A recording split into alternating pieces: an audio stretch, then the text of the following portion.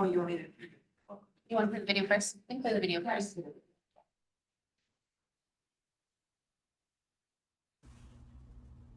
Welcome to the Professional and Vocational Licensing Virtual Board Meeting. When the meeting begins momentarily, the chair will take a roll call, explain any specific rules for this particular board, and then move to public comment. The name of the board member will appear on the bottom left-hand corner of your screen. For instance, this is board member Y, and this is board member E. Public testimony will be accepted at the beginning of the meeting and before each agenda item. You can indicate that you are ready to testify by clicking on the Raise Hand button being circled by the mouse on your screen now. At the appropriate time, the board will recognize you to speak and ask you to unmute your mic as shown here. Again, public testimony will be accepted at the beginning of the meeting and before each agenda item. Public attendees will not be able to unmute their microphone until recognized by the board. Public attendees who are recognized to testify will be asked to identify themselves by name and their affiliated organization if applicable. Please mute your microphone when you are finished speaking as a courtesy to others and members of the board. Public attendees will not be able to unmute themselves after the testimony is completed unless recognized again after raising their hand. At some point during the meeting, the board may choose to move into executive session. When the board moves into executive session, the board members' microphones and video feeds will be turned off, and a similar screen as you see now will be displayed. When the board returns from executive session, their microphones will be turned on as well as their video cameras.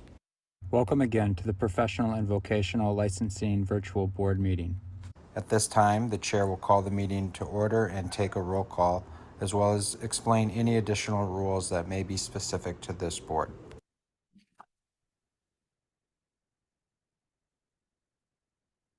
Okay. Welcome to the Board of Pharmacy meeting for November 20th, 2025. If you wish to submit written testimony on any agenda item, please email your testimony to pharmacy@dccahawaii.gov or by hard copy mail to attention Board of Pharmacy with the address printed on the agenda. We request submission of testimony at least 24 hours prior to meetings to ensure that it can be distributed to the board members. Internet access. To view the meeting and provide live oral testimony, please use the link at the top of the agenda. You will be asked to enter your name. The board requests that you enter your full name, but you may use a pseudonym or other identifier if you wish to remain anonymous. You will also be asked for an email address. You may fill in this field with any entry in an email format. Your microphone will be automatically muted. When the chairperson asks for public testimony, you may click the raise hand button found on your Zoom screen to indicate that you wish to testify about the agenda item. The chairperson will individually enable each testifier to unmute their microphone. When recognized by the chairperson, please unmute your microphone before speaking and mute your microphone after you finish speaking. Phone access. If you cannot get internet access, you may get audio-only access by calling the phone number listed at the top of the agenda. Upon dialing the number, you will be prompted to enter the meeting ID, which is also listed at the top of the agenda. After entering the meeting ID, you will be asked to either enter your panelist number or wait to be admitted into the meeting. You will not have a panelist number, so please wait until you are admitted into the meeting. When the chairperson asks for public testimony, you may indicate you want to testify by entering star and then 9 on your phone's keypad. After entering star and then 9, a voice prompt will let you know that the host of the meeting has been notified. When recognized by the chairperson, you may unmute yourself by pressing star and then 6 on the phone. A voice prompt will let you know that you are unmuted. Once you are finished speaking, please enter star and then 6 again to mute yourself. For both internet and phone access, when testifying, you will be asked to identify yourself and the organization, if any, that you represent. Each testifier will be limited to 5 minutes of testimony per agenda item. If connection to the meeting is lost for more than 30 minutes, the meeting will be continued on a specific date and time. This information can be found on the board's website.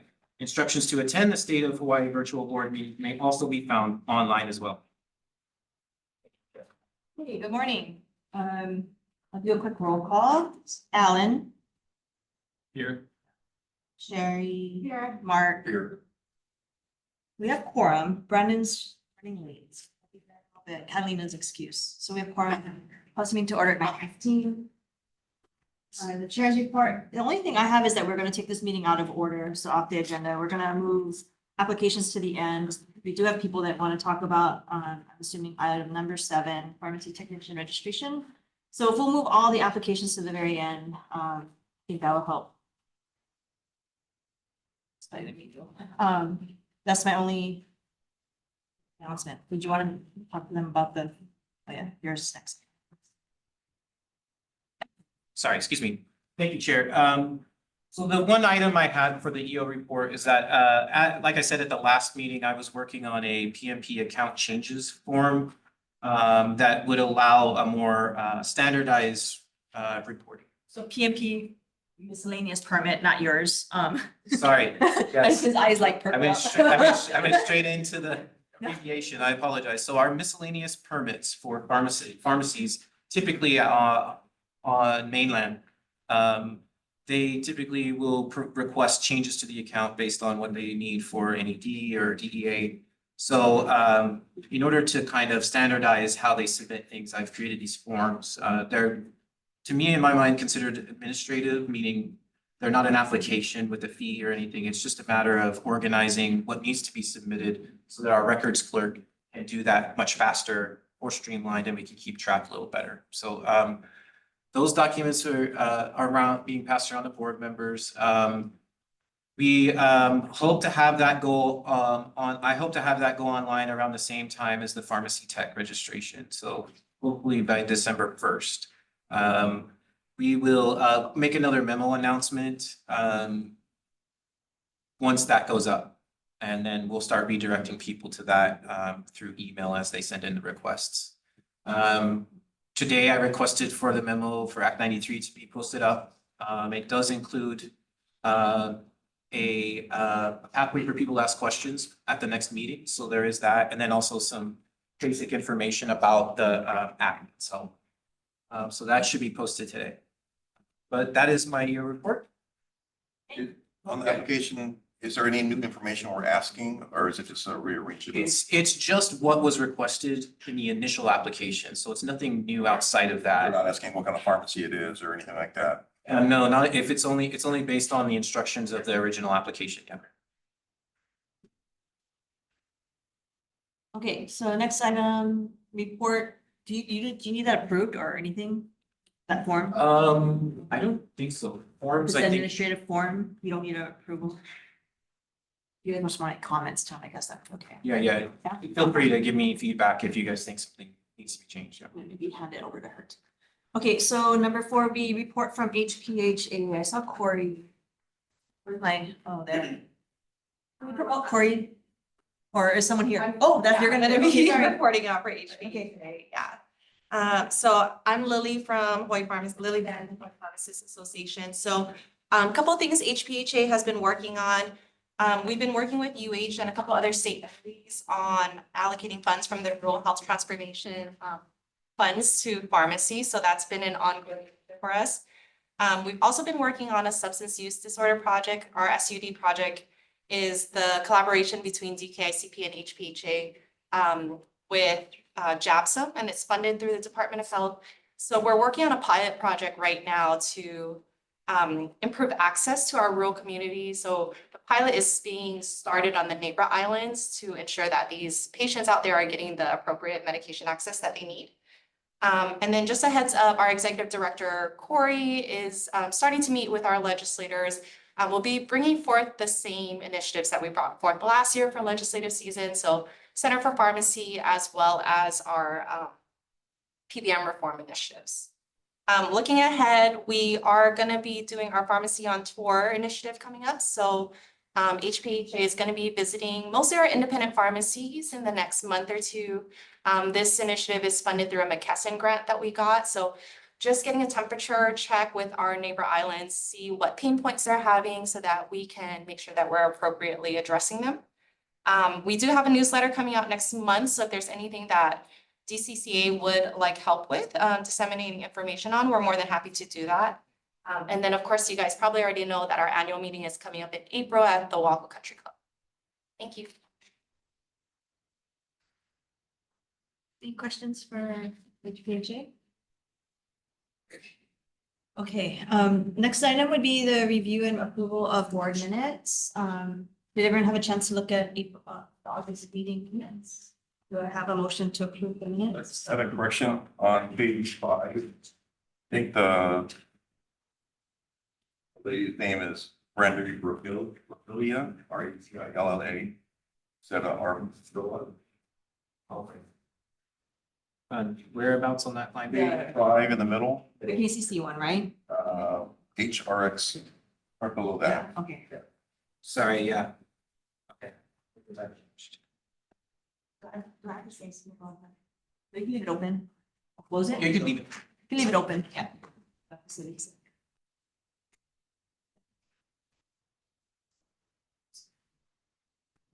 Brandon's here, so mine.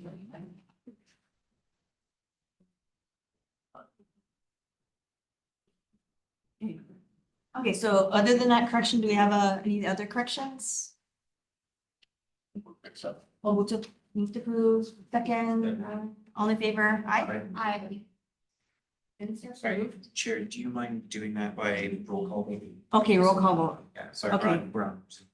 Oh, okay, sorry. Actually, only if there's nays or abstentions or recusals, do you have to do roll So call. we're all, So if you're all unanimous, you can still just do it by one motion without. okay. All right, thank So you. all in favor, okay.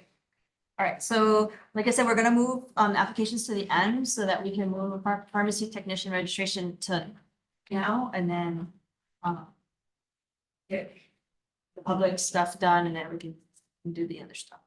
So pharmacy technician registration, obviously you guys are all here, I know, just to see us, but is effective January 1st. So do you want to have samples for them for real applications for them? Yeah, to take? if people want to take a board packet, we should have the registration forms. You guys all looked at it? I don't know if we need to, you want to explain it or do you want to see if there's questions? Yeah, I can help with that, yeah. Do we want to explain it or do we want to get questions? You're right. Either way. Okay, so does everybody have a copy? Okay. So the first page is just looks like ours, right? Like the normal pharmacist directions, and then the second page, more directions. The third page, I guess. I don't know. The third page would be the application for technician, right? Yeah. And then the fourth page is vaccine, okay, does vaccine.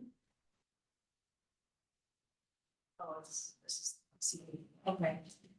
All right, you might wanna explain that. So two different forms, right? One if they do vaccines and one if they don't. So, as we all know, Act 93 passed back in May, or signed by the governor in May. So from that, we've been working pretty laboriously to get this thing done with enough time for people to actually register prior to. I know that there were maybe intentions of getting it in October, and we had to postpone to this date. There's a lot of the more digital side of it that still needed. And unfortunately, I didn't have enough information that I would want to present at a board meeting like today. So we're here, November 18th. The forms that Chair were referring to are just two application forms with two sets of instructions go with each. The instructions for the pharmacy tech registration provide all the information you need in order to submit your application.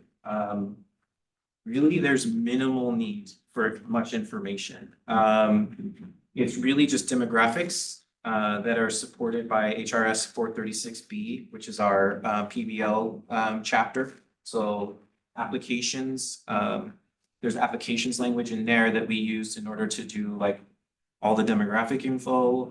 The yes answers were included on here, so people will need to disclose whether they have disciplinary action or criminal conviction or criminal histories in the application process. The reason we included the vaccine submission form along with this PT registration was because the notice or the letter that's gonna act as the certificate for the pharmacy technician, I believe we're gonna be able to modify it for those who have that vaccination capability, so you can, replace your original registration if you end up getting vaccine authorized to provide vaccines, you can add that. Sorry, you get a new certificate with that written on. So that's why they wanted to do them both. We are working on a form for pharmacy interns as well. But that one is not going to be prepared properly till the first of the year. So the instructions for that had to kind of tease out the differences between on the tiers of employees that do vaccines. So there are certain requirements for pharmacy technicians, and there are certain requirements for interns, and then obviously the pharmacists have also that authority through, I believe, training. But and then also there are the back end requirements like maintaining continuing education. The form itself, I'm referring to the vaccine registration form, requires applicants to submit the one thing that the bill requested to be sent to the board, which is the certificate for the course that qualifies you to vaccinate. As far as the CPR, the national registry or the national membership, or sorry, certification, and some of the other, I think, requirements like CE, there is an attestation on the form noting that you have all of these in place. So although we won't be pulling them in because of just like, there's a lot of info that would have to be brought in. We're just going by the language of the law, which says just the cert. The rest of it is an attestation that you have that. Their instructions are also, we tried to keep them down to like 2 pages. We didn't want to inundate. So the same for the forms, trying to keep it on 1 page. So that is the forms. Are there any questions about the forms themselves, specifically the information on the forms? Is there a way to make this, I mean, it's too late now, but put this in the same? Or you want them to be separate? We wanted them to be separate because not necessarily everyone's going to be getting it at the same time that they're registering. So we wanted to keep them separate. At first, I had the draft that did include them on the same, but then it was thought of, yeah, what would we make them to re-register? So I don't think we can. So we just made it separate. And when they apply, are they doing, so let's say separate checks, or do they put these together in one check? They can. They can't can put be one submitted, check? yes, they can be submitted individually with a check for like, I think it's 140. So that would be covering both those forms. The vaccine registration is really a processing fee of $10.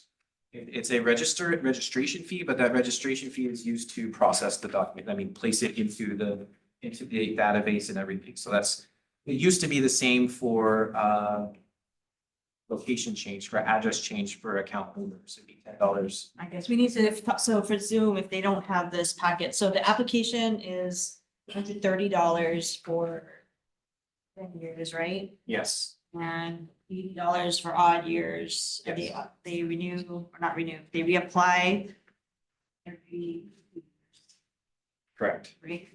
So January 1st would be an even year, so they would pay $130 plus the 10. Yes, if they intend to submit the Vaccine. vaccination. But again, like we're not having this form probably going to be, we're going to try for December 1st for the vaccine registration, but more than likely it'll be on the 1st. That also needs to be built into this database system. We will accept those just like we are right now. Or actually, let me get ahead of myself. So right now, December 1st is the submission date. You can start submitting. We have everyone in place for that date to start processing the registration forms. We are trying to get them available to everyone before December 1st. So, keep an eye on the website, for announcements. I was hoping to have gotten the confirmation today before the meeting, but I don't have that yet. So unfortunately, I wasn't able to say, hey, you can go get them right now. But the idea is to get them on the website as soon as possible so that by December 1st, we could start processing them. The checks should coincide with the application. So meaning in order to facilitate this large event, we are asking that if anybody wishes to do like bulk submission, that they do individual checks for each one of the applicants. The reason we are doing this is because it's easier for our staff to itemize receipts this way. So you can get individual receipts. When we do a bulk submission, we're not gonna have an immediate receipt available. It'll have to be upon request, for example, because we're gonna have to go line by line for each applicant to ensure that the fees are there on that check. So it's gonna take some time for those. So in order to make it faster, it's just to make it individuals. Sorry, does that make sense? And the other thing too is that, you want to tell them about online? Yeah, so right now, the online actual submission function is not running yet. So that means we're gonna be looking at hard copy submissions for December 1st and before, if anybody submits them, it'll be through a hard copy. We tried really hard to get that onto the MyPVL, application process, but they're still building that. And I'm hoping at some point I'll get that word before the end of the year, when it's gonna be available. But in the meantime, we will accept the hard copy forms. We will take them at the front counter. We will take them by mail. I'm also offering that if anybody would like to drop them off during our meeting in December 18th, they can also do that as well. So there are places that people can come that are outside of just kind of norm to try and help with this. They're gonna be processed by 1/1. Any ones that are received, that is our goal. Any ones that are received prior to January 1st should be ready to go by January 1st. And I need to confirm if the notice will be sent out. I believe it will be sent out either by mail or digitally to an email, meaning your certificate. So it's either mail out or it'll be digitally sent by email. Check only, no credit cards. Check only would help, yes. Credit cards, maybe you might be able to in person. But I think right now, check would probably be the simplest and would get your registration done the fastest. Right, so the online stuff's not gonna be ready. The website for the board will have the documents, so you can download them from the website and you can start your hard copy application process. But yeah, as far as the actual submission and payment will not be up on MyPVL by December 3rd. We have a question. Sorry, I was just clarifying. I understood the individual applications. I just wanted to make sure individual checks in addition to the individual application. Okay. I have a question and I hope I'm not opening. Can of worms. Open it up, go ahead. Open it up. And I mean, I think this is probably for the pharmacists on the board and maybe in the audience. The pricing of the license, is there any sort of fear that you're gonna turn a bunch of pharmacy techs into pharmacy aides, quote unquote, to alleviate the cost? Because I don't remember, I didn't anticipate it being so high. I know it's probably worked from like how much it's gonna cost to enter it in and all, some algorithm. But Yeah, I know, I have that as an agenda kind item. of pricey. It is expensive and, My daughter works at a pharmacy and so it's like, that might be like a whole paycheck for her. mean, I guess the way I think about it is it's $65 for 365.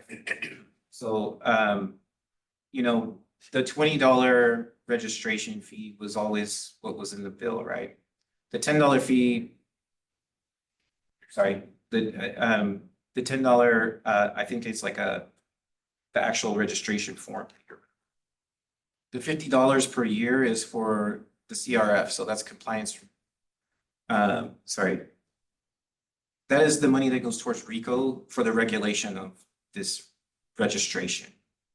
Without that, RICO doesn't have as much teeth to be able to go and investigate. So it was determined that this would be suitable for the purpose of the registration. Is that compliance fee dependent on what the position is, or is it the same for everybody? Everyone. We'll say everybody's $50 a year. So pretty much everyone pays a $50 annual compliance. We can expect an extra RICO officer out there enforcing, is that what you're saying, or you're, cause like, I know that there's a bunch more money about to come in to RICO, or you know, enforcing it. So does that mean that they're gonna get a stronger workforce? Is that what you're saying, or? I'm not sure I can specifically answer that. I think that RICO would probably be the one, and unfortunately, I apologize, I didn't ask for their attendance. So I can reach out to them and ask, but typically, yes, this does reinforce what that would allow RICO to have more ability to either have more staff or to have more time for someone to actually go in and do the investigation. I'd love to know Yeah. how much money that's gonna be and what they're gonna do with that money. Like if they're gonna add another head or. Sherry, so what's the process? Cause I mean, I talked to Christopher offline, but if the technicians are at 130, I haven't done mine. What's the pharmacist one? 185? Has it gone to 205? 190. So the pharmacists are paying 190. Technicians are at 130 to 40. Pharmacy application costs, I don't know, 495 or it's like 295, I think, for a pharmacy license. What's the process to have this reevaluated? Because it just seems like, you know, I understand like it just, we looked at the technicians based on today's rate. I'm not saying I want to pay more, but the pharmacist probably in the 15, 18 years I've been here has not changed. And the pharmacy license has not changed. And so I would like to see, I'm gonna put on the record here, I would like to see the pharmacy application go to $2,000, I don't care, and then the technicians go down to 10. I mean, you know, where they get paid. Relative pricing. Right? Yeah, I mean, the corporations make this much and the technicians make this much. And it just seems like, That is how does that work? completely legitimate, and for the rules, the HAR that govern the fees for pharmacies and et cetera, the current fees, that has to be amended. And you know how rulemaking process takes, and that's why it has not moved or changed for the last 5 or 10 years. So it's a whole admin process, and I don't know how they crunch the numbers. I cannot say that this guarantees another RICO staff person, because honestly, they keep adding boards and programs, and the more professions and vocations that are regulated, that increases RICO's caseload. So I don't know how it pencils out to exactly how much staff or investigators, but they're an umbrella agency. No one is specifically assigned to pharmacy or contractors or real estate agents. They do try to let the staff attorney and the investigators have the same areas, so they do become more familiar and specialized in that, but there's no specific investigator assigned to pharmacy, for example. But, you know, your concerns are legitimate and they will be in the minutes. Chris can take it up to the licensing administrator, who will send it up the food chain. But honestly, boards, besides, your sentiments, don't regulate the fees that much. It's an admin pencil cruncher, pencil pusher, numbers cruncher. Kind of. So if we wanted to change price, then it would have to be an admin, like, you guys would have to write that, or, and Right. it's in best interest to write it Right. for everybody, to reevaluate everybody's fee schedule. Well, that's true. It's just, they're so short-staffed. I get it, but I just feel bad because the techs are coming in last, and so we have to evaluate based I on hear you. how much is it gonna cost to manage this department? How many techs do we have? And then they divide it out to come up with a price. And then, these other groups are pharmacists, miscellaneous permit. I think miscellaneous permit's like $45 or something, I don't know. And then all these other things are, Right. just disproportionate amounts. So I know that, my techs are concerned, like, and here it is Christmas, like, Yeah. consider your Christmas, you need to, come pay for $140 so that you can continue to give vaccines for the company, right? And, so, I know, other organizations are probably looking to pay for it because this is a last minute, what are we gonna do type of thing. Nobody knew the fee, until very recently. And so, yeah, just wanted to see what you guys could do. Well, was the regulation advocated by the industry? This, So if they wanted the regulation, there are certain costs associated with that regulation. Now, it might not be, proportionate or as equitable as the whole industry as a whole, or even the 50 other boards and commissions that PVL regulates. But, they're just trying to add in the costs that are associated with the regulation. And it's not a license, right? It's a registration. So there's a lot less on your guys' side to track that stuff, right, as far as the. It's still the same, it's, You're not going to an NADP to get any information to make sure someone has a license or that sort of thing. we are not for register, not for pharmacy technicians, no. So there's not like, as far as investigative research, as far as do they hold the credentials?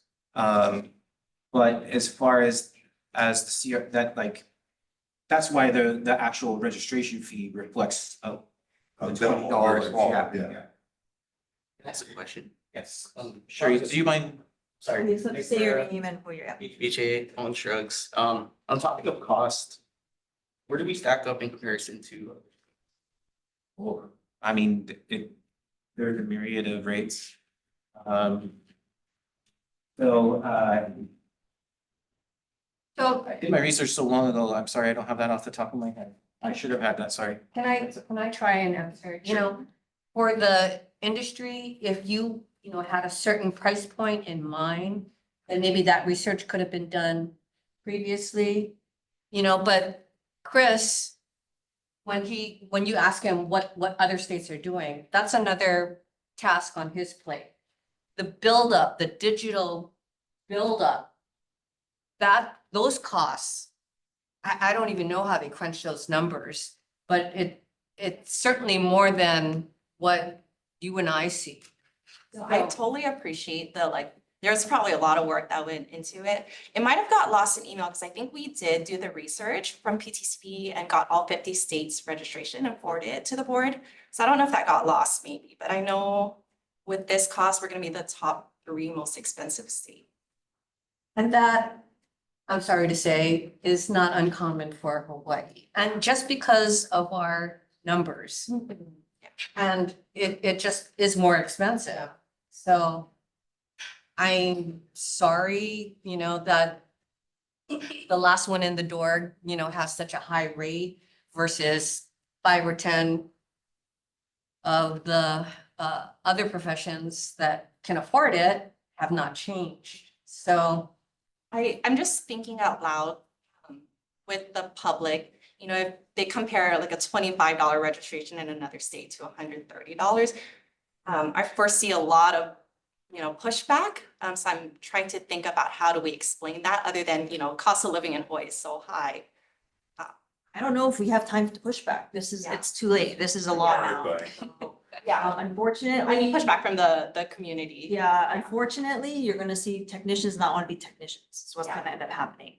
And We're gonna create a whole new position called pharmacy. well, we have it, right? It's called the clerks or whatever. I mean, so, you know, I know personally, we're like reevaluating, like, do we need you to be a tech? Do you really need to, you know, if you're not vaccinating, if you're not filling, if you're not doing this, and you're doing none of these roles, then they don't need to register.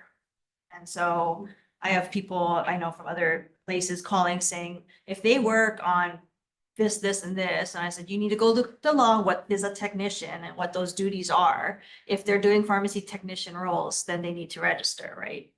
But if they're not doing those roles, you know, are they truly, you know, then is it gonna fall into this? So I think we're gonna start seeing a lot of, you know, I'm gonna call them a pharmacy, I don't know, Whatever your auxiliary. auxiliary or not even pharmacy, because we do have the auxiliary, right? Or some stuff not even listed on either of these things, and do they even need to have that title at all? You know, the impact to hospitals are very high. Anyone Yeah, that's- yeah, the auxiliary staff has a larger list of duties. And it seems the PT was just tapped on as additional or technical. I don't know, duties. I would tell everybody to kind of look at the auxiliary and then look at the definition of technician or the roles of technician, right? I think all inpatient pharmacy techs need to be registered because they're all doing drugs, but for outpatient side, for lungs, I don't know if you're gonna register them all. But so anyway, yeah, I don't think we have a choice on the fee this time. Maybe it's within the next 2 years or whatever, before the next up, maybe they'll begin admin roles to evaluate that out. So before we move off the fee, can I just ask one more? And Rob Geddes with CBS Help. So just to clarify, Christopher, what you were saying as far as the fee itself, looking at this, if they file both applications together, the tech registration and the immunization application, it would be one fee. 140, yes. 140, okay. $10 additional For the- registration okay. for the vaccine. Now, if they file the tech registration this month and then they get certified to and trained to immunize 6 months from now, would it only be the $10 still, Yes. or, okay, so all, the immunization is only gonna be $10 regardless of timing, okay. Yes, correct. That's why he said he separated them out. Makes sense. They do it separate. Okay. I think the other question I had on here, it looks like on the instructions, it does reference that they have to be 18 years old. Knowing that in Hawaii, they can begin working at a younger age. We do have technicians in our locations that are younger than, or people working as technicians today that will be registered, but they're younger than 18. They was just confirming they would not be eligible to apply for a technician, or is that something that is there's flexibility on? It is based on 436B, which states that you've met the age of, This is a registration for Sorry. anything, right? so that's taken as 18. So if you're being licensed, registered, permitted through PVL. That's the difference, that it's a registration that kicks in the 18, not just working. Yeah, because it's all based under 436B, which has. Because I know the high schools have their program, right? Is that what you guys are asking about, the high school programs? So those guys are 15 or 17 years old. So I guess they would probably not be registered. As ancillary. They're gonna graduate with their certificate, their PTSD. They're certified, they might not be 18. We may not be able, we'd have to look at it and see if they can qualify, if they can't be trained on all the aspects that they would need to pass that certification exam. So that may be something that we'll have to consider with those programs. Just to add a little bit of complexity there that probably wasn't anticipated as this bill was written.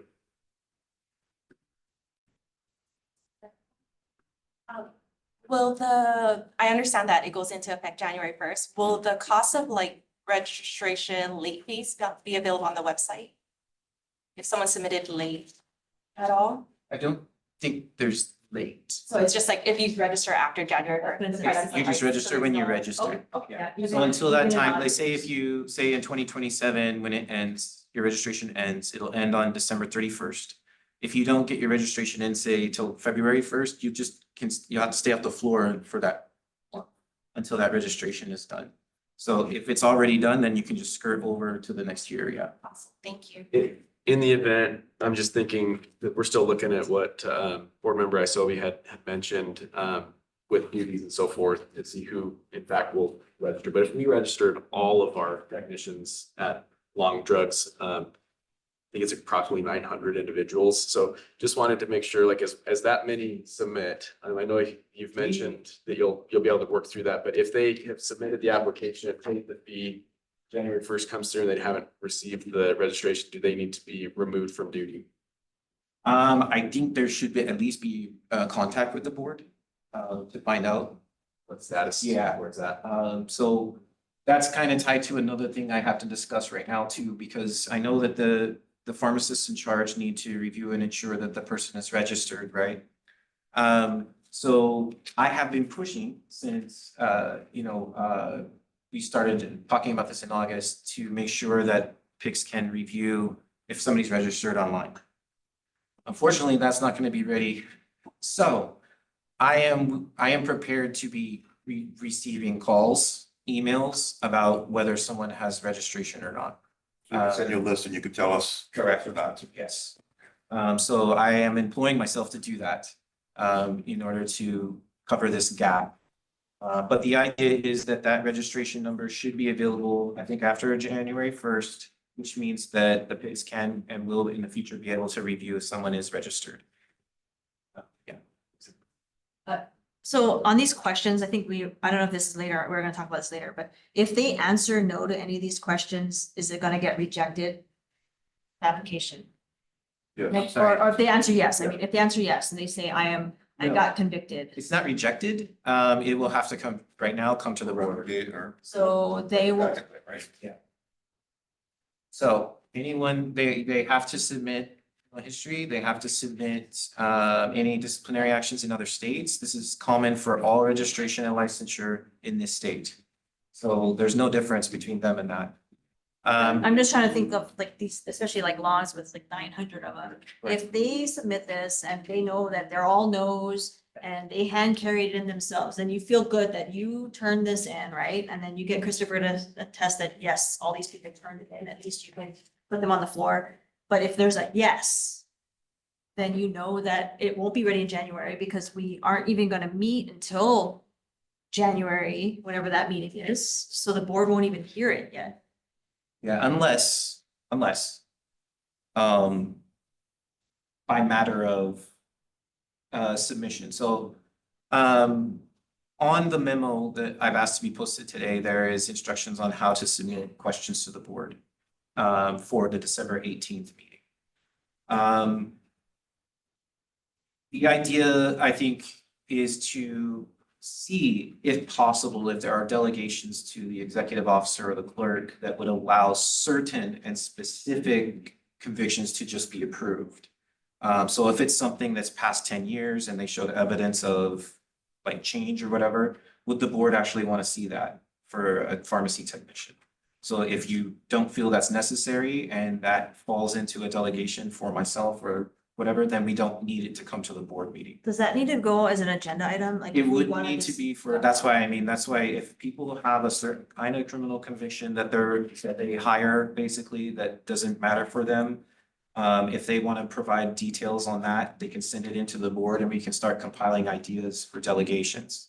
So, again, they're going to be extremely limited to specific cases. We can't just generalize it. Hopefully we need to capture what kinds of, like, say, disciplinary actions in other states the board would be just delegate out. Do we do that out in public or would it be an executive session? Like, do we We want can that? probably discuss and get consultation from AG. But the delegation needs to be on an agenda item Yes. for your next meeting? Yes. Okay. And then maybe, I don't know if you want to use the past history of pharmacy application Mhm. guesses? Or do you expect a different type of yes answer on farm tech application? Similar, but yeah, I mean, but then would we out in the open say what our okays are? Yes. You will vote in open session. Like, if the drug history is, you know what I mean? Like, I don't know if I want that out there, like, you know, because everyone's gonna say, well, Alana's okay if they had the drug history 5 years ago. She's not okay at 4 years, but 5, you know what I mean? Well, it's a board action. It's a board Right. delegation. Okay, so it has to be out and open? Yeah, your other delegations that you've provided to previous EOs are still there. Like if it's a And DUI. it was in a vote in open session, yeah. More than two DUIs. For DUIs, yes. I mean, not specifically all DUIs, but the specific delegation that you've given for us, one infraction. Okay. Yeah, it's kind of like important to have more than 6 months to roll something out. Really? I mean, just by example, the psychology, or not psychology, yeah, sorry. A year ago, we had a provisional license approved. So that's got to be rolled out in June, July. I got to do that now. Also with marriage and family therapists and mental health counselors. So So- the 18 thing, But anyways, the 18 years, how many do you sorry, guys have? I've lost my train of thought. It's okay. I'm just wondering, how many does that affect, the 18-year-old thing? Considerable amount. Because I know like Castle High School, they have, you know, it's like 20 kids every year. So Kalani. White Popple. Yeah. Sorry, Christopher, can you let people, sorry, they're texting me. Oh, Can you guys Sorry. oh, there's people in the waiting room. Thank you. guessing questions then? Maybe, I'm just wondering, because I don't know, I mean, is this an item that is? There's no change to the 18-year-old part, because it's in registration law. It's in The the 430. S that applies to all the boards and professions. So, yeah, that was something that could have been considered in the legislation last year, Sorry. the age of. Oh, yeah. I think it was in hearings, I heard. But again, I gotta sign the board at. No, but I think conference. if it's silent though, if nobody talked about, or, you know, it didn't say that it had to be 18, I think in our bill, but if registration, I don't even think anyone knew that, you know, this other 436, whatever, would then govern like our licensing, you know? Well, HRS 436B governs all boards and professions. So unless that chapter specifically has, like, if the industry wanted 16, 17 because they have high schools or internships in the pipeline structured already, then they could have built in, that would have been allowed in the farm tech statute. But because it's silent, then 436B kicks in, which does have age of majority. Okay. Thank you, that explains a lot. I'm sorry, what about the audience? Do they have any more questions? I haven't even looked at the screen. Raise your hand. Well, I answer. No hands? No hands, Chair. Okay. How about Stacy? You guys have any questions on that side of the room? So. Go ahead. Tabitha Telekaiser Permanente. Okay, so, for pharmacy techs that work at different locations, how is that gonna be handled? So the law states that you have to post their registration conspicuously. So I think probably wherever they are on the floor, it would need a copy of that certificate up. So they don't have to register it. It's like- not site specific, the registration, if that's what your question is. Yeah, so you register once, right? But if you're a floater and you work at 10 different pharmacies, then you have to have your registration posted publicly, in public view at every single one of those 10 pharmacies. Unfortunately, the way it looks in the language, it seems like that's the case, but it's not site specific. So you don't need a registration for each site. The law said that it was in the place of employment. So if you're working in pharmacy, I get, It has to be posted for full now. Looking at Kailua, then it has to be specific to Kailua or no? It's your registration certificate will only note that you are registered, right? So it's not site specific. So what's most important is that you yourself as a functioning pharmacy technician has that in place where you're working on the floor. You're able to like print copies, for example, and they would be placed at each place, right? Yeah, it's the language of the bill because it says it has to be visible to the public. So that would seem to me that means wherever they are working and the public sees this person, that they would have that So copy of. the registration, how big is it gonna be? So I tried have a to. wall. So what I pushed for our builders to do is to make the size of the word, like the font, as large as possible on the certificate so that it could be shrunk down a bit and still be visible. So they did what they can, but I think at this point, yeah, I think whatever you gotta do to make it fit in the space, that's what you gotta do. I think, was it you that brought up that question? Yeah, okay. The spacing in the pharmacy is pretty tight. So Yes. we don't have a whole lot of wall space. And then the other question we had was, do you know what information is gonna be printed? Like our address? Like The their pharmacist one? individual personal address, that's a concern. Yeah, the pharmacist wallet cards have addresses. So we have to black it out and post the correct. That's right, this technician specifically requires it to be public facing. So you're talking about the addresses of the individual pharmacy technicians? Home address. Is that gonna be printed on the certificates? I have to get back to you on that. I have seen the certificate, but for the life of me, I can't remember if it's there. Because like our license itself, when we get our regular license, you could print like a wall thing, but there's no expiration date, so that doesn't, so then we tend for. There, already says. Okay, so we have to go to recess, we have fire drill.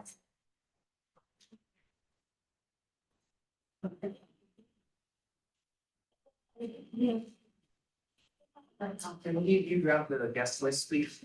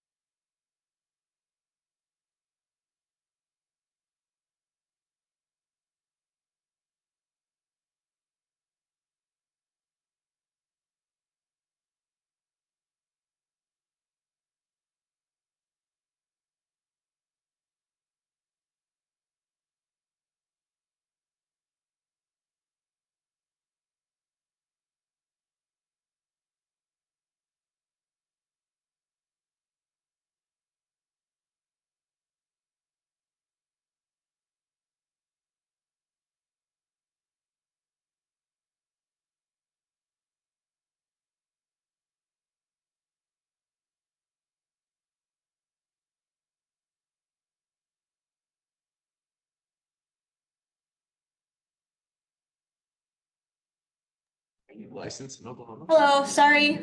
So we had a little fire drill in here, so that's why we had to go to recess. We are still waiting for the AG to come back for Sherry, but I figured we can start at least with or continue the discussion we were having with the technicians. So I don't even remember where we were. What were we talking about when that I loud believe- noise came in? One of the last things Talking about. was a sort of Information was gonna be on the. certificate. Oh, certificate, yeah. Yeah, personal information, like their address. Right, Okay. okay. I'm gonna take down that question and I'll try and get that out to you. Because it does say this, it says posted, does it say? Public displayed in area accessible to the. For a closed pharmacy where there's no public. I mean, to me, there seems to be interpretation, room for interpretation, but yeah, and the inclusion of the term conspicuous is, you Or know. visible, I think, purple was the word. Thank you, but I'll pause. Yeah, it's gonna be gone. Yeah, the pharmacist one's just conspicuous. Okay. Yeah. Or 6160. Will they expect to be receiving this by email or in the mail, the actual registration? Yeah, that was, I now expect either, Either. because I want to confirm that you would get them by email, because that you're gonna submit an email. Yeah, I saw that. So, Did we get ours in the mail? No, right? Only Get mine email? right away. Email. yeah, right? email, so, Email. I'm hoping that will be the case, if not, it will go out by mail. Yeah, I did today, I got the thing. Maybe for Sherry to get back before. No, we've so we can started. still have questions, yeah. I have questions. I did have a, sorry, going back to application, I had a question. The bottom section that asked about release of information to third party. Yeah. Say the health system does it for the tax. Can this be revoked at any point? There's no like expiration on it. Say I'm releasing my employer to do, you know, whatever on my behalf and check it for. I go back and say, well, this is only good for a year because I don't want you to keep having access to my It would be information. good for the length of the application, I would think. That might be a sharing question, but I would assume. Okay. I mean, to me, it reads regarding the application, so if the application is approved, you're no longer in application. Keep the paper open. I can confirm that TPL on the application is only for the application. If you need someone designated for your permit or your licensure, you'll need to submit a new designation for that. That TPL does not transfer over into licensure status. But those who, it would be a good idea for those who are submitting a bulk to include someone underneath on the bottom of those applications. Yeah. So the bulk thing, still, so and if you have a list, a roster list of all the people you're paying for, can it be one check? I don't think that they're excluding either or. It's just that if you really want things to move fastly, it'd be better check app, not just one check for all apps. Because there will have to be someone in cashiers, and I don't know how many staff we have, will need to itemize out that receipt for each individual applicant. So that might take some time. That doesn't, I don't think that'll necessarily slow down the registration part. It'll just be like if the companies need the receipts and everything for their things, that it's not gonna be a simpler way to do bulk. Push about the process, you know, Or you want 900 check? if we're calling you and asking you if it's been, that you've received it. If they've checked off yes, you will know that at that point to tell us this one will be reviewed in January. Yeah. Okay. So, yeah, so, any ones that come into the licensing clerk, she notifies us that there's a yes answer. Okay. And then that comes to the board, AKA EO, Okay, and then I start preparing it for your guys' EO. okay. On for long meeting in January. We're gonna be here all day. Yeah. Well, hopefully we can have, like you said, delegations and things like that to get in line. I mean, hopefully there's not I so don't many even, yeah, I don't even out know there, what's gonna PTs that come are out out. there with Yeah. that stuff. Exactly, we've never, You've never asked them. It's a data point, huh? Well, you know, the employers have asked though. Yeah, So right. if they're employed, then that means it's not a federal or state division, I mean, right?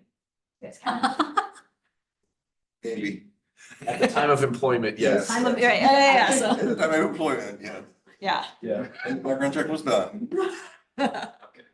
So, We do have a raised hand. okay, so let's promote Laurie. Oh, great.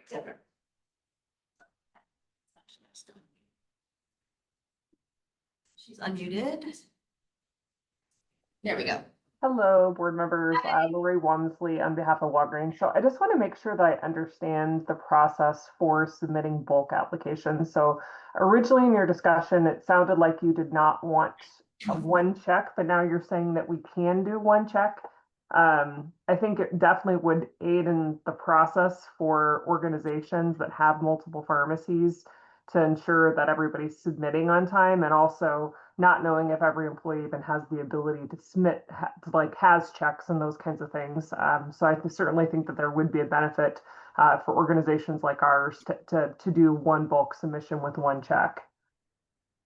I think he said it just, if you guys need receipts, and I don't know how many bulk submissions we're talking. We're talking like Walgreens, we're talking the big ones, right? Probably a few. Yeah, we have well over 100 that we'll be submitting. I mean, we have to clear the fee to make sure that it goes through, because we won't issue a registration if it hasn't been paid for. So, I mean, like I said, it may be longer for the applicants to take care of when there's a check per applicant. But like I was saying here, our very nominal cashiers, like division is gonna have to break that down. And so what time is added to it in order to do that additional step? I can't guarantee a lot of things, but I can say that if it's a check per applicant, that it would process as normal and go fast as possible. I forgot to add that our PVL division, the licensing branch, has also offered to utilize additional staffing in order to take care of this. So we're bringing more hands in for this period of time in December, January. So that's what I was just trying to allude to. I mean, the preference is check to application. But yeah, I mean, Laurie, I think if those people don't have checks, or I think, do we ask if money orders are allowed? Maybe if money orders are allowed? Yeah, what other options are there for payment if somebody doesn't have personal checks? But, if the Walgreens and CVS, if you guys can submit it earlier, right? If that enables you guys to submit your 900 or 100 applications earlier, that would be helpful. But if they all come in on December 31st, 1,000 of them, then we have a problem, right? Yeah, money orders are okay, right? We accept checks, money orders, cash, and credit card in person only though. Credit card in person. Yeah, credit card and cash in person. So if they're coming in to submit their documents, we do that as well. But if you are calling, we don't take no phone transactions or anything like that. Everything will need to be mailed in or in person. But I don't even know, like, if you were to go in person and use the card, if it would be per application, because I don't think there's any code to just do 900 applications altogether. No, not in that sense. It'll just be for themselves. 900. Like, Yeah. You're the one after them? Sorry. CVS is here. Yeah. We'll take all that. Unfortunate. But checks and money orders are acceptable. Money orders are acceptable, so. Okay, thank you. That's helpful. But your preference would be one check per application to help your process on your side. Well, I mean, yes, it could help us. I mean, but really it helps people get their registration in their hand faster. Okay, thank you. That's helpful.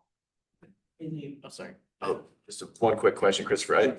I think it's great that we have these applications for our viewing right now. I know you're planning on getting it posted on the website, but would there be any possibility of getting maybe a PDF version of this packet that we could start the process of getting our people filling stuff out today even? I can go after the meeting and check in with my admin to see if that's the case. If that's the case, then yeah, I can get them out. Sounds good. If not, can we just make copies?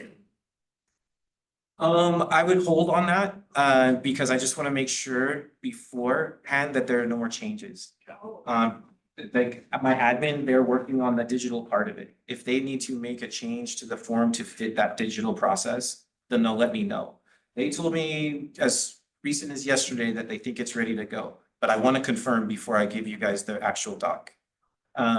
So if you guys have the emails you want on the guest list, if you could put your emails too, just so we know we have, I'm sorry, I'm still trying to figure out whose emails are who carrying over from the previous EO. So if you have that there, I'll definitely make sure to get it to that. Do we have any more hands, questions, concerns? I have a Oh, question. yeah. So, I know this is right now trying to register everyone, but if we were trying to hire someone new, would they need to be registered prior to being able to work? If they've never worked as a pharmacy technician? They never registered. The way that I was reading it and the way that we functioned off of was that, the idea was, sorry, let me back up. At one point in this process in developing it, we were considering putting the name of a pharmacist in charge on the certificate. But in doing so, I realized that that would mean they would have to have been hired already. So they couldn't get their registration ahead of time to get hired from the PIC who's gonna be checking to see if their registration is valid. So I would suggest that it doesn't matter whether you're hired or not, it's a matter of whether you're working on the floor or not. So if you, but I guess the hiring purposes, you would wanna check that the PIC or the registration is there. So you can register without an actual paid position, yeah. You just can't do any of They the, just can't function as a Yeah, can't technician function until they as a have their. technician. Right. So, yeah, I mean, how the industry handles vetting people, you know, I think there's room. I really tried to like, we were concerned with not having the supervising pharmacist in charge on the certification because the law kind of dictates that you have to be working under one. But we would have had to tie that to a PIC. And if that PIC moved, we would have to make sure all those certificate holders all got new certificates with a new PIC. That would increase the process. So we decided against that because the certificate just only states that they're registered. So. And then the pharmacist in charge has that responsibility to make sure. they're Correct, registered. and that's what we're trying to put out with like the memo that was supposed to be going up today. It does give some of the duties that the pharmacist in charge is gonna have to handle based on the law, on the Act 93.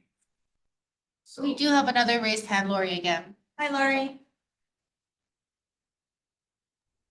Hi, sorry, one additional question. Do you guys have an idea of what the license numbers are going to look like? For our licensing software, it would be helpful to understand what the kind of the sequence of the license will look like so that we can start to build that into our system for licensure checks to make sure that we're able to maintain compliance. Yeah, so we have, as a matter of comparison, we have permit types and license types that usually get a 3-letter designation prior to a serial number of like 4 digits, right? Because this was designed as registration, it is coinciding with other registrants here. So it starts with a designation of an R, and then there's a sequence of numbers. I can't remember if it's 8 or 9. But the registration numbers currently, because it's considered registration, fall within our system as that kind of number. So an R line and then a serial of numbers. So it'll look just like a pharmacist license will? I mean, The pharmacist is PH though. Right. And So it'll So- be R and then the same number of oh, it actually will be more than 4 digits. I think it's, like I was saying, I think it's around like 8 or 9 total. I don't know if we'll be using all of those digits. Like, for example, if it's starting at 1, I think it's 0000001. But, you know, that is where the range is about, I think it's 8 to 9 digits. when but will it's- when will you have that solidified? Do you know? I can get the information to you by the end of the day. Okay, thank you. And then to get my name added, can I have somebody in the room just to add me to the list, or do you want me to send you an email? Okay, yeah. Thank you. Okay, Rob's Thank doing- you. Yeah. What's a, I guess it's more of a hypothetical, but what's a realistic expectation as far as turnaround for processing for a single application? If there are no yes answers, so no criminal convictions or history, or disciplinary actions in other states, then It's basically taking the check, the registration form, and that's basically it. So as long as all the information has been entered in there correctly, then I'm guessing it could be, pretty quick. I'm sorry, I can't give a time, but Are they I know well within an hour. Are You they know, typing it so in? it'll be way less than that, but. No, but are they typing all of this information in? Or is there like software that just scans it in and makes it all Well- nice? I don't even know. I mean, that's all. They're Yes. typing them in. have to They are enter typing them. it in? Yes. Yes, so any hard copy gets inputted manually. So the clerks that are gonna be processing this, that's why yeah. So it's not gonna be quick. Well, no, for the average person, no. But our licensing clerks have been doing this work for quite some time. And there's gonna be additional staffing coming in to handle that, but. Get it fast. I would say you need to turn it in as soon as possible. Yeah. Yeah, I mean, that's. CPS, I mean, like, there's 900. You better start Get in before. printing your money orders today. We have our list already. It's a lot. It's a lot. I'm sorry, I got a question texted to me and I think you answered it, but just to clarify, you're gonna be following up on the address, whether there would be an address printed Correct.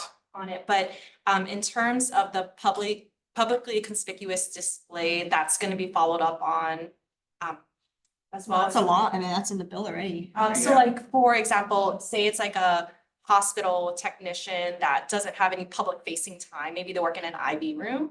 Does that mean that it's just posted in the pharmacy, even though the public doesn't have access to view the pharmacy? Ooh. That's a question that I cannot answer. Okay. Or you can So put- that's a question we would probably have to address at the December 18th meeting. Okay, Yes, thank you. Licenses aren't. Otherwise, we'd have to put it outside the building, the street.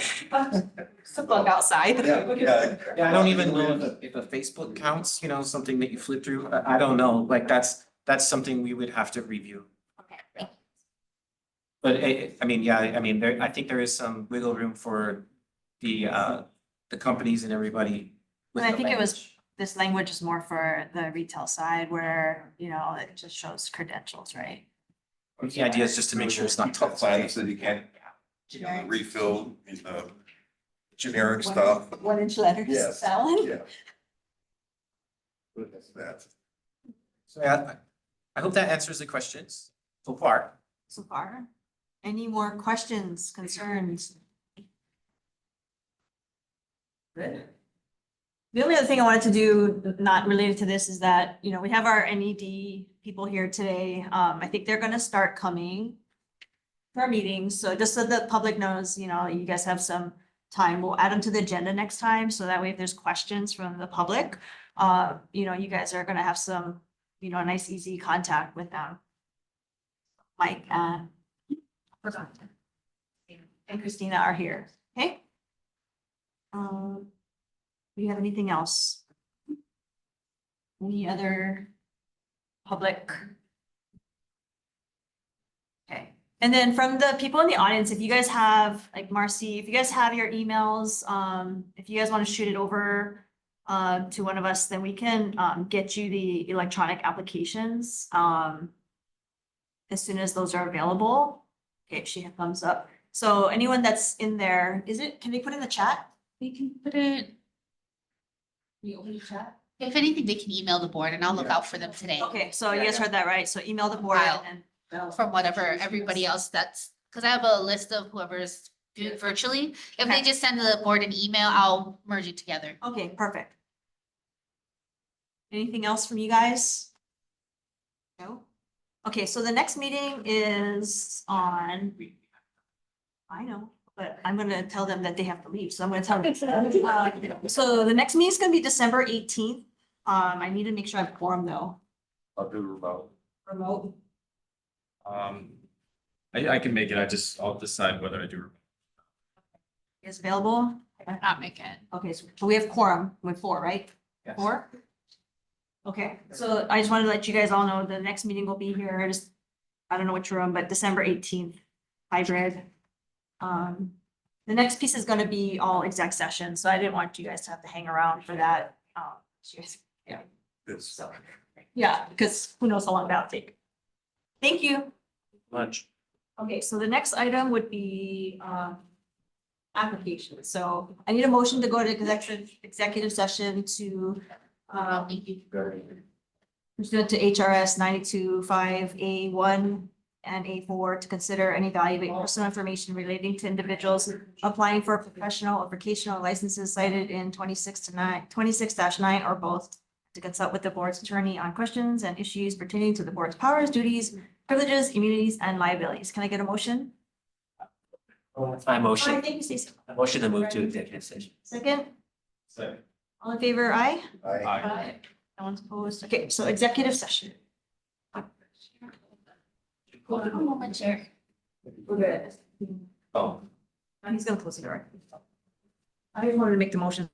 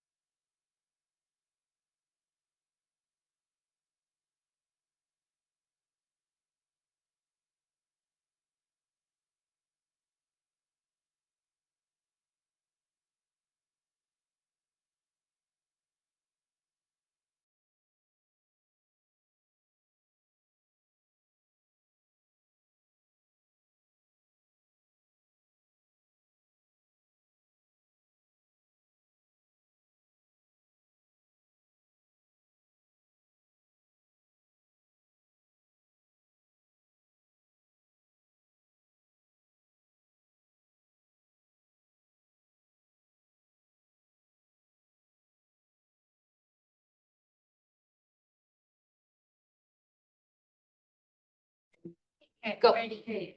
All right, so for applications, can I get a motion for applications? Yes. I move that we defer pharmacist Colburn. We defer MedRx, miscellaneous permit, and defer Southwest Florida, miscellaneous permit for more information. That's more information. Second. All in favor, aye? Aye. Unanimous. Can I get a motion for the other applications? I move that we approve, Don Huang, and do I have to list out all of them? I would list them by name, yes. Okay, so, Biologics, Inc., Eagle, Pharma Outsourcing excluding pharmacists. Huh? Oh. Okay, strategic, so Biologics, Inc., Strategic Pharmaceutical Solutions, Eagle Pharma Outsourcing excluding pharmacists, Logan. Yeah. Logan Reeds. Hartley Medical Center Pharmacy, Health Dine Specialty Florida, Med Options RX LLC, Pharmacy XD, Randy Martin's Health, the Pharmacy Hub. Can I get a second? All in favor, aye? Aye. Anyone opposed? Okay, so those are approved. The next meeting, December 18th, she's excused, we have these specific quorum. Anything else? Oh, the rat list. There's no rat list. Can we discuss the Kauai, the next meeting? Okay, can we add that to the agenda? Okay, Kauai opening? we need another person. I mean, otherwise, I know Kyle Yokoyama, Kent Kikuchi had talked about, so I guess we I could. think he applied. I think I got that email. Meeting adjourned, 11:42. Thank you, Sherry. Sorry, she's like, reminder, I have to go.